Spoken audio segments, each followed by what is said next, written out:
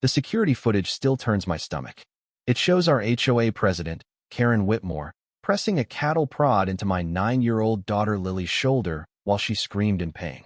Lily wasn't doing anything wrong. She was just sitting in our front yard with her therapy toys, part of her daily routine for managing her neurological disorder.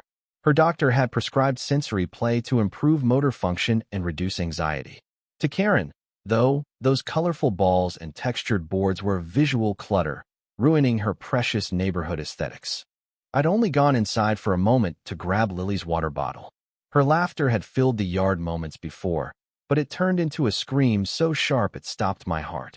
When I rushed back outside, I found Karen towering over my daughter, the cattle prod still humming in her hand, her face smug. Lily was trembling, eyes wide in disbelief, trying to understand why the woman who always waved politely at community events had just assaulted her. She needs to follow the rules like everyone else. Karen snapped when she saw me. No special treatment. The red welt on Lily's shoulder was already forming into a burn. Her breathing was erratic. I scooped her into my arms and called 911. The police arrived within minutes. I showed them the doorbell camera footage. It clearly showed Karen approaching, yelling something at Lily, and then jabbing the prod when Lily didn't respond. The officer's jaw tightened. "Sir, this is felony assault on a disabled minor. We're taking her in." As they handcuffed Karen, she screamed about property values and accused my daughter of faking her disability. "She's just manipulating the system," she hissed. At the hospital, the doctor confirmed it was a second-degree electrical burn. He said it would likely scar and warned us the emotional trauma could take far longer to heal. That night, Lily couldn't sleep.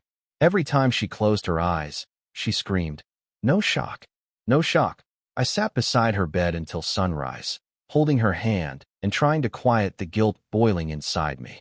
That evening, I uploaded the footage to our neighborhood social group. By morning, it had gone viral. News vans crowded our street. And something incredible happened. People began to show up. Neighbors we barely knew brought meals, stuffed animals, cards. Parents organized a safety workshop for kids with disabilities. Even the mayor visited and promised an investigation into HOA overreach. 3 days later, the HOA held an emergency meeting. The room was packed with furious residents. Karen's husband tried to defend her, blaming the incident on repeated violations. But then our neighbor, Mr. Alvarez, stood up, an 82-year-old war veteran who'd watched Lily play from his porch for years. "She drops those toys 20 times, but never gives up," he said, his voice breaking. "That little girl has more strength in her pinky than that woman ever had in her whole body." Applause erupted. The board voted unanimously to remove Karen and adopt new protections for disabled residents. Karen was formally charged with felony assault, child endangerment, and civil rights violations. She took a plea deal, 6 months in jail, anger management, and 500 hours of service at a disability resource center. But for Lily, the damage was far from over. She refused to leave the house, terrified of strangers. Her therapist recommended a service animal, so neighbors started a fundraiser. In just 3 days, they raised $15,000. That's how Buddy, a golden retriever trained for PTSD support, entered our lives. From the moment he arrived, Lily never let go of his leash. When Karen was released from jail, she came home to find her lawn littered with hundreds of colorful sensory toys. A silent protest from the neighborhood.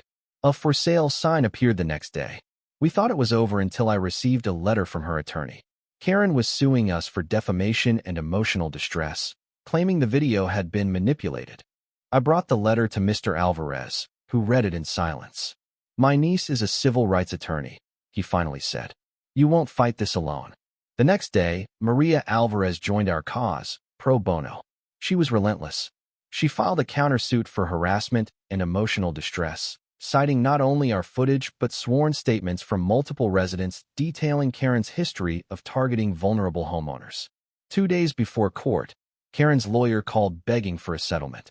She'd drop the lawsuit, pay for Lily's ongoing therapy, and agree to a permanent restraining order if we dropped ours.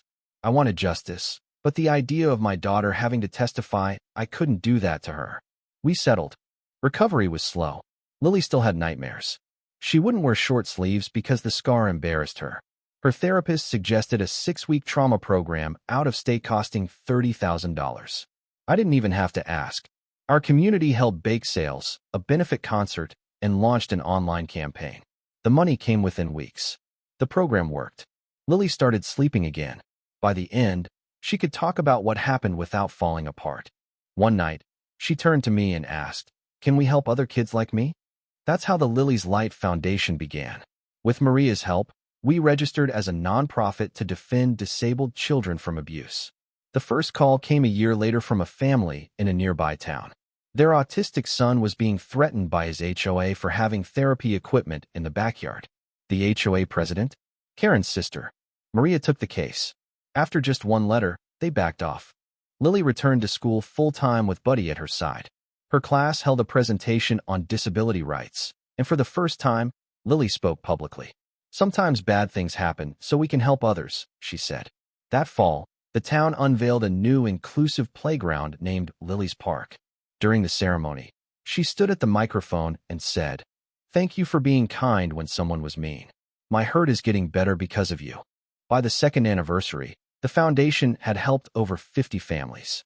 Lily spoke at schools and even testified before the state legislature, becoming the youngest witness in history. "When I was 9, a woman hurt me because my disability made her uncomfortable," she told them. She thought her right to a perfect-looking street was more important than my right to exist. Holding up a picture of her scar, she added, "This mark will never fade, but it reminds me to protect other kids." The legislature passed Lily's law 6 months later, banning HOA discrimination against disabled residents. Other states followed. Meanwhile, Karen's world crumbled. Her husband left, her friends disappeared, and she moved into a small apartment in another city. I never wanted revenge, only accountability. When Lily's therapist suggested forgiveness as part of healing, I struggled. But Lily understood it instinctively. "Being angry at her hurts me more than it hurts her," she said.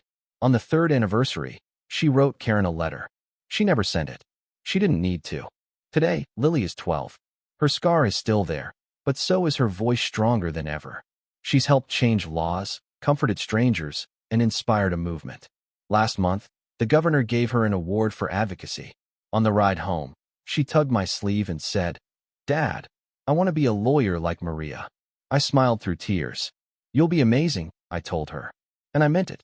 A single cruel act was meant to silence my daughter. Instead, it lit a fire that will never be extinguished. The security footage still turns my stomach.